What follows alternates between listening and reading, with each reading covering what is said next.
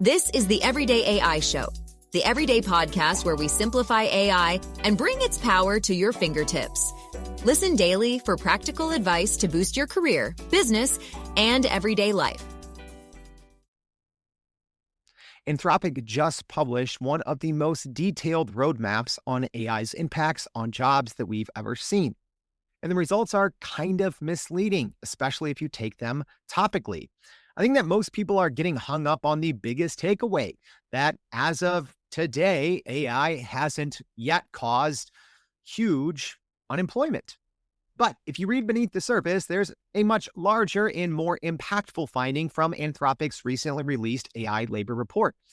It's that mass AI-induced unemployment hasn't happened yet, mainly because the majority of companies don't understand AI's capabilities. It's not because AI isn't capable yet of automating jobs, because it is. And there's one more finding that is going to hit the younger generation right now and might spell trouble for companies in the future. All right, let's get into it. I'm excited to jump into today's topic, and here's what you're going to learn on today's show. We're going to talk about why Anthropic says the AI job apocalypse isn't happening, but something worse might be happening, why AI is actually a threat to more highly educated white-collar workers and not blue-collar ones that we always thought automation and AI would come for first. We're going to learn which 5 white-collar jobs are already being automated the most right now, and we're going to dig into a little bit more on the massive capability gap in AI that almost no one is talking about and how you can actually use that to your advantage. All right, let's get into it. If you're new here, welcome. My name's Jordan, and this is Everyday AI. If you're new here, this is an unedited, unscripted, daily live stream podcast and free daily newsletter, helping everyday business leaders like you and me make sense of everything that's happening in the world of AI, because it is nonstop. I tell you what's important, what's not. You take that information to grow your companies and your careers. Sounds like a good trade-off, right? Starts here, but make sure to go to the next level. Go to our website at youreverydayai.com. We break down each day's podcast as well as giving you all the other AI news that you need to know to stay ahead, right? Like, as an example, Microsoft just released their new co-work, right? Yeah, work is changing. All right, but let's get straight into something that's been dominating the headlines a lot, right? I actually, at first saw this study and I'm like, okay, this is important. We shared about it in our newsletter. And my wife was actually like, I'm seeing this all on my Apple News, right? So she's seeing it everywhere. So like there's a certain point when AI news starts to hit the mainstream outside of our little, AI, closed circle here. I'm like, okay, this is worth diving into a little bit more. But let's first kind of zoom out and talk about this new study and what it found from Anthropic. So researchers tracked U.S. employment data from 2016 through, the post-ChatGPT era. And the biggest finding was, there's no mass AI unemployment, right? So AI isn't taking millions or tens of millions of jobs yet. That's because, their findings over the last 10-ish years show that hasn't happened. And the unemployment estimate for highly AI exposed workers was statistically nothing, right? So even in areas where AI has been shown capable to automate a lot of jobs, we're not seeing, right, millions of people being laid off, right? I think very early on in the early generative AI large language model days, there's a lot of these predictions that there's going to be tens of millions of fewer jobs fairly soon. And we haven't seen that happen yet. And Anthropic's study, I think, was one of the best that really dug into this. But here is one thing that this study found that is kind of concerning, especially if you are a younger person, but I think it has larger implications, even if you are mid-career running a company. And this is actually something I talked about last year on the show, because it's something that I spotted a long time ago, and I've been talking about it quite a bit. But the study found that hiring of workers aged 22 to 25 into AI exposed fields quietly dropped by roughly 14%. Let's think about that percentage point right now, because I think when people are looking at AI and its impact on jobs and unemployment, The thing that most people look at is the unemployment rate, which seems to be smart, right? Because if AI is impacting millions of workers, well, then that means the net number of Americans with jobs is going to go down, correct? Well, yes and no, right? Because what we've seen happening, and this study from Anthropic showed as much, a 14% drop, right? For the most part, if you don't follow, unemployment numbers like I do, it varies by a little bit. But for the most part, the unemployment rate in the US is between 4 to 5%. Aside from, anomalies like, the pandemic, the financial crisis of, 2008, 2009, right? But for the most part, for the last 25 years, the unemployment rate in the US has teetered, 4%, give or take. Right. So when people still see that 4%, they're like, okay, AI is not causing, mass unemployment. But what I do think it has already started to cause, especially in the younger generation, is mass underemployment. Because if we had an unemployment rate at 14%, that would be a global disaster, right?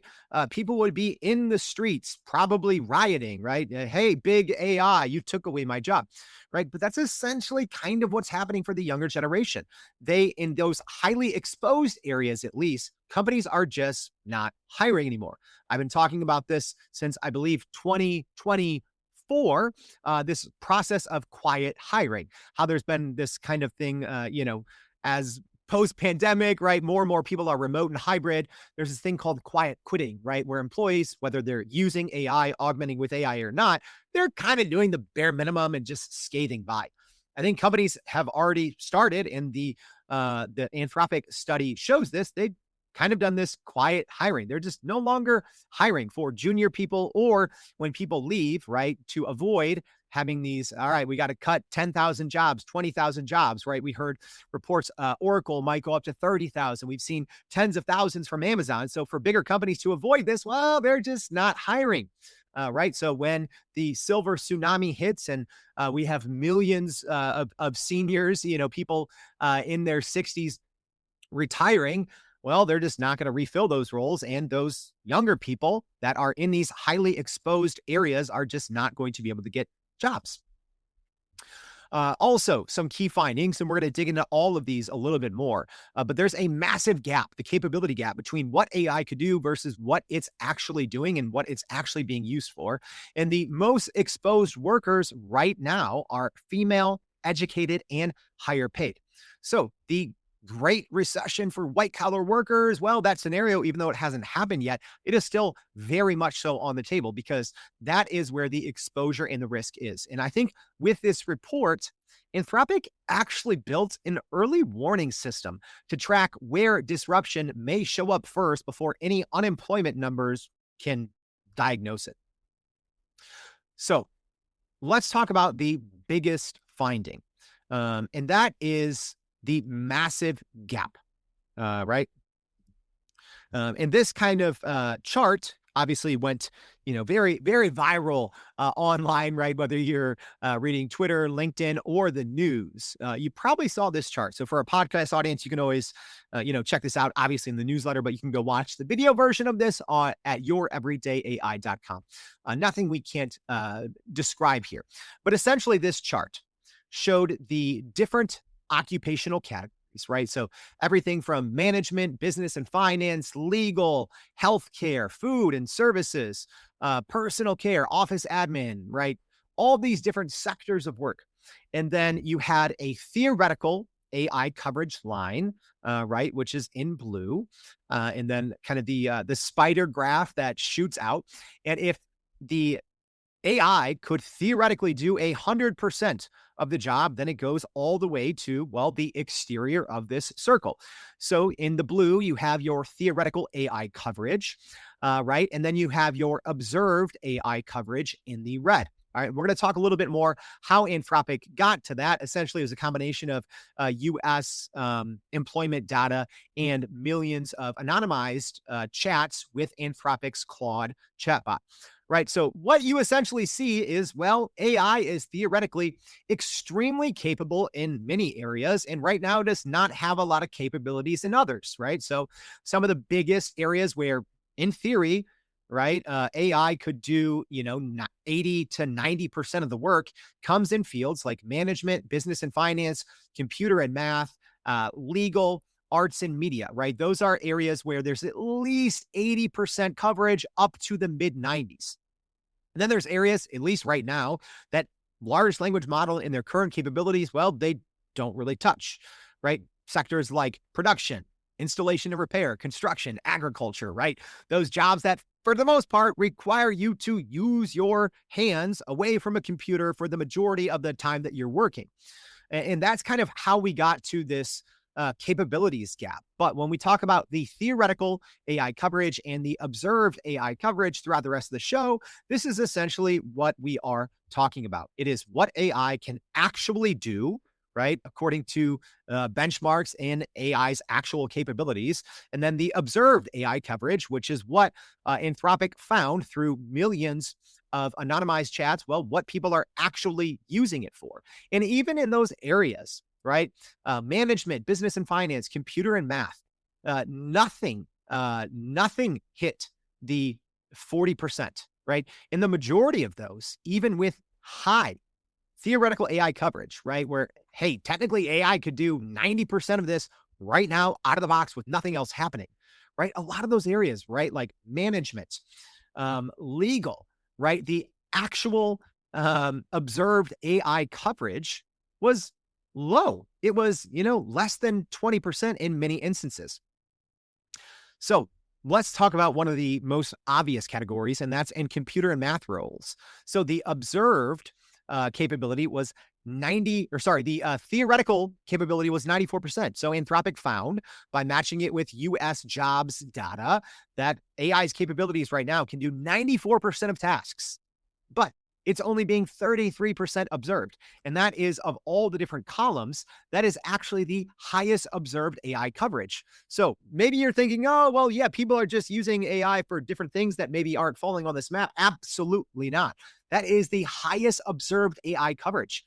And the gap there is still enormous, right? I've been talking about this capability gap. I talked about it a lot on our 2026 AI and Roadmap series about this huge gap, and that people, especially I think since Q4 of 2025, they still are looking at AI like a fun little chatbot, not realizing its agentic nature, the improved scaffolding and harnessing. Well, it can probably do the majority of your work and you just don't know it. So not only is there a capabilities gap that comes from training, well, there's also just the education side. People don't even know. I think a lot of people understand that they maybe don't, can't get behind a computer and, fully use a chatbot like Claude or ChatGPT or Gemini or Copilot to its fullest capabilities. But I think the majority of people, even those that follow the technology fairly closely, don't even understand what those capabilities actually are. Right. So the 61-point divide in the computer and math roles, as an example, that just defines the current state of AI at work. So here's kind of my hot take. I kind of already talked about it a little bit. Say it's Tuesday, right? We're not doing as many hot take Tuesdays, but I'm going to go ahead and throw my hot take opinion in here. This is going to happen. We are going to see the great, white collar work recession. It is a lagging factor, right? That 30, what was it? The 31%, the 33% observed coverage in math and computer right now, that's going to go up. It's going to go up. It's going to go to 40, 50, 60 in the coming months and quarters. And the same thing with these other areas, right? I talked about this on the prediction and roadmap series, but I think especially in anything that costs people a lot of money, right? Legal, management, business, and finance, that gap is going to shrink.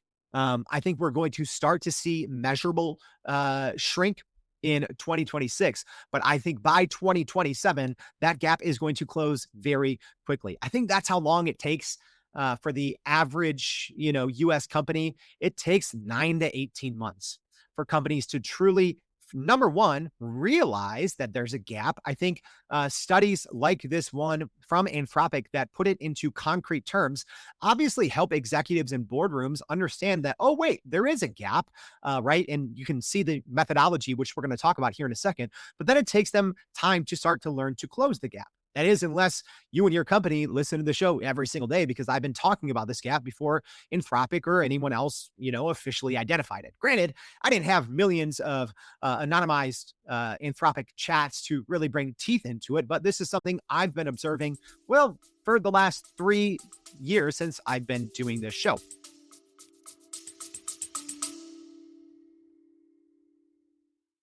AI moves too fast to follow, but you're expected to keep up.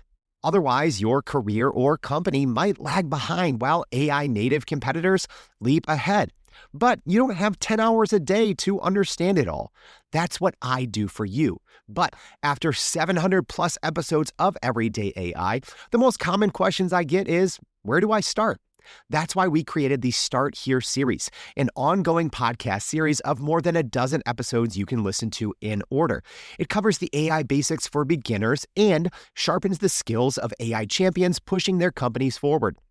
In the ongoing series, we explain complex trends in simple language that you can turn into action. There's 3 ways to jump in. Number 1, go scroll back to the first one in episode 691. Number 2, tap the link in your show notes at any time for the Start Here series, or you can just go to starthereseries.com, which also gives you free access to our Inner Circle community where you can connect with other business leaders doing the same. The Start Here series will slow down the pace of AI so you can get ahead. College graduates, here's the problem. They are getting squeezed out, right? If you graduated between late 2024 and 2026, and you have a full-time job in your area of study, consider yourself very lucky because you are in the minority, right? And I've talked about it on a couple other shows, right? The majority, and I think one of the reasons why we haven't even seen a huge technical unemployment spike in the younger generation is, well, because they're having to take jobs outside of their college major. We talked about that in one of our, AI's impact on college shows in 2025, that the highest number ever of graduates are having to take jobs, full-time roles outside of their field of study. Well, because no one's hiring, right? There is this quiet hiring that's going on. And then not only that, when we do see the silver tsunami, the baby boomers that are going to be retiring in mass, right? One of the biggest problems is, well, what's happening with this junior generation, right? If companies are hiring fewer and fewer junior researchers, junior analysts, because all that's happening is the senior people who are sticking around and maybe aren't getting laid off in mass, well, they're augmenting their job with AI, so they don't need as many junior people. So, well, where are the future middle management? Where are they now? And I think that's actually pretty problematic. All right, so let's quickly talk about how Anthropic got to these conclusions, because again, I think this is one of the best studies looking at the kind of capabilities gap that we've seen. So they use the U.S. federal ONET database, and that breaks the essentially 800 U.S. occupations into 20,000 plus specific tasks, right? So this isn't, looking at broadly, right? Guessing and throwing things at the dartboard. This is 20,000 specific day-to-day tasks that the average American performs in those different sectors, right? So this is the U.S. Census Employment Survey that tracks who is currently working, unemployed, or entering the workforce, was also used by Anthropic. And then the big piece here, which I already said, is millions of conversations anonymized that they were able to then tie up or map to those 20,000 specific tasks. And that's what kind of gave them the ability to look at AI's current theoretical capabilities and then the observed rate, right? This isn't guessing. This isn't a vibe, right? MIT, right? This is an actual legitimate study that shows this huge capability gap when it comes to real world day-to-day tasks. and a little bit more on how they actually did it. So they assigned each kind of task a score. So a score of 1 meant that AI alone could double a worker's speed without any extra tools. A score of zero point 0.5 meant that AI could double the speed, but required outside tools like browsers or databases, so more augmented. And then a score of 0 meant that AI could not meaningfully help, right? So through this scoring system and matching it up, researchers scored every individual task across those 800 US occupations using that 1.5 or 0 scale. Then they checked those theoretical scores against real Claude usage data to see which tasks workers are actually delegating to AI, right? And here's the interesting part. They found that 68% of real usage landed on tasks scored 1. So the overwhelming majority of people that were using Claude were using it for tasks that AI was actually really good at and was able to fully automate. And only 29% of usage was on tasks that scored 0.5 and 3% on tasks that scored a 0, which is interesting that 3% of people were still trying to get a chatbot to do something that it theoretically did not have the capabilities to do. So the scoring acted as a baseline prediction, and the real usage data acted as that reality check. And that's where you got the huge gap between the two and how that has turned into the core of the study. So let's look at the most exposed roles. So and this is those roles where, well, AI has the highest capability. Computer programmers led with 74.5%. And then rounding out the top 5, right? The top 5 most exposed current roles. Well, 1 was computer programmers. Then you had customer service, data entry, medical records, and marketing analysts. So essentially, those roles are ones where you're constantly in front of a computer. You're doing things that require a screen. They're text heavy and repeatable. So this is why it's hitting that group of people who are higher paid and more educated sitting in front of a desk. That's because these jobs are automated through company API systems, not just individuals chatting with a chatbot, right? So they can be done and automated with AI at scale. And the other thing, right? And you have to look at the whole corporate greed thing, right? The most exposed workers earn 47% more per hour than those with 0 AI exposure. So in theory, the jobs right now by today's technology that are most replaceable and automatable by AI and haven't been discovered yet are those that, well, are expensive. But physical jobs, obviously, like mechanics, lifeguards, cooks, showed 0 exposure. The other thing, it is that young generation, right? Because the study found that senior workers can stay productive with AI, while companies, well, they just have stopped backfilling junior positions almost entirely, right? And that 14% hiring drop not only appears for workers age 22 to 25, but it's just for them, right? So it's not like there's a 14% hiring gap for any person or any group of people that had that high exposure. It was just the younger generation, right? So what that meant is people with experience, senior people who had been at companies for a while, right? They're not going through that 14% hiring drop because companies still want people with experience. So instead, they're just not hiring any entry level people. So that doesn't change the fact that AI-induced layoffs are still happening in mass. So in 2026 already, we've seen thousands of AI-linked cuts hit big companies like Block, Amazon, Meta, Autodesk, and Salesforce. And then in late 2025, same thing, huge. I mean, we're talking in the tens of thousands for each of these companies in late 2025, attributed to AI. Accenture, Citigroup, Dell, IBM, Microsoft, right? Reportedly, Oracle looking at up to 30,000 jobs. Also, Intel, UPS, IBM, right? The AI-induced mass layoffs are still happening, and they will, I believe, continue to ramp up probably toward the latter end of 2026 and early 2027 as companies understand that gap. Okay. And that gap right now, it is an unclaimed territory. It's not a looming threat, right? So I think that workers and company, my big takeaway here, right? AI is still going to come for jobs. I've been saying since the literal very first episode of Everyday AI that yes, AI will create millions of jobs that we don't even know exist yet. But I think ultimately AI is, well, it's going to change the face of traditional full-time employment. I think it will ultimately, take away more full-time roles than it will ultimately create.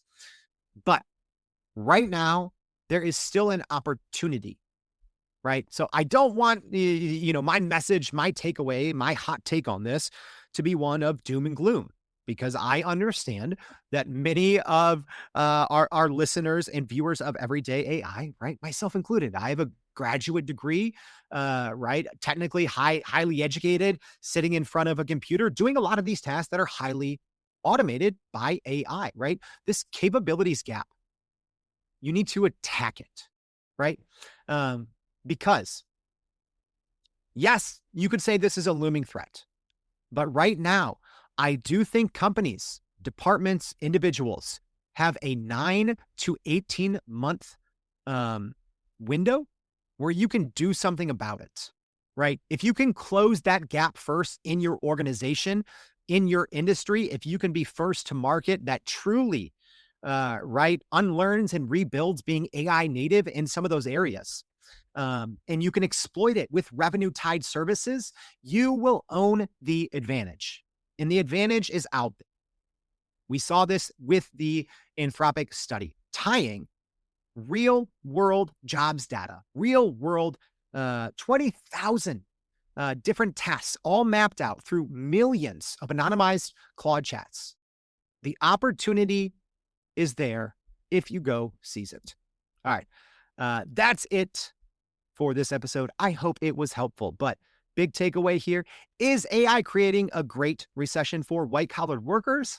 Well, even though Anthropic's study says no, today it is definitely coming. But if you are listening to this show every day, if you're putting what we teach into practice, you can stay ahead and not be impacted. And well, hopefully you can actually capitalize and take advantage. So if this show was helpful, make sure you also go check out episodes 712 and 713, our 2026 AI prediction and roadmap series.